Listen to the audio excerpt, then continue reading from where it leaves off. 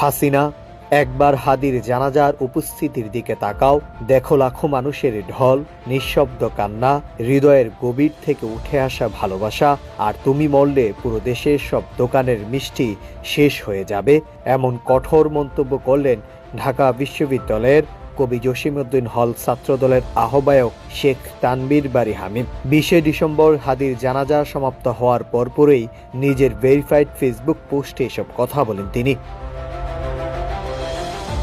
শেখ তানবীর বারী হামিম পোস্টে লিখেন, হাসিনা, তুমি হাদির জানাজার উপস্থিতি দেখো, তোমার মৃত্যুর পর তোমার জানাজাও তোমার ছেলে মেয়ে ও নেতাকর্মীরা দেখবে। হাদি মরলে পুরো দেশ কেঁদেছে, আর তুমি মরলে পুরো দেশের সব দোকানের মিষ্টি শেষ হয়ে যাবে।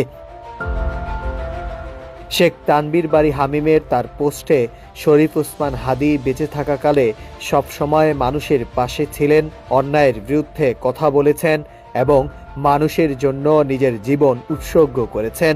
সেই কারণেই তার বিদায়ে পুরো দেশ শোকাহত। মানুষ মরার পর নয়, মানুষ বেঁচে থাকাকালে কি রেখে যায় সেটাই শেষ পর্যন্ত মানুষের স্মৃতি থাকে। এদিকে চিরনিদ্রায় শায়িত হয়েছেন বিপ্লবী শহীদ শরীফ ওসমান হাদি। তাকে ঢাকা বিশ্ববিদ্যালয়ের কেন্দ্রীয় মসজিদের পাশে বিদ্রোহী কবি কাজী নজরুল ইসলামের সমাধির পাশেই ওসমান হাদিকে দাফন করা হয়েছে। পরে তার কবরে রক্তজবা ফুল গাছ রোপণ করা হয়। এদিকে হাদির দাফনের সময় হাসনাত, সার্জিস, সাদিক কায়েম সহ সকল সহযোদ্ধারা অজরে কান্না করেন।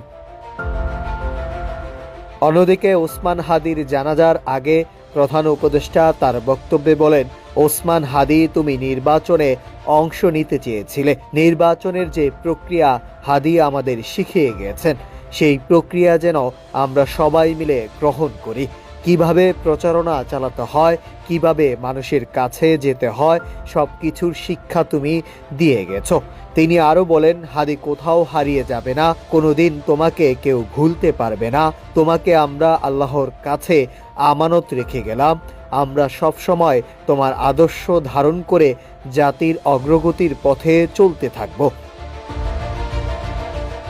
ডক্টর মোহাম্মদ ইউনূস বলেন, হাদির কাছে ওয়াদা করতে আমরা এখানে এসেছি। তুমি যা বলে গেছো তা যেন আমরা পূরণ করতে পারি। সেই ওয়াদা শুধু আমরা নয়, প্রজন্মের পর প্রজন্মের মানুষ পালন করবে। তোমার মানব প্রেম, তোমার ভঙ্গি, তোমার ওঠা বসা এবং রাজনৈতিক দৃষ্টিভঙ্গি সবকিছুই প্রশংসিত হয়েছে। এই মূল্যবোধ যেন আমাদের মনে সবসময় জাগ্রত থাকে। Nahid Hasan, news desk, Ittefaq.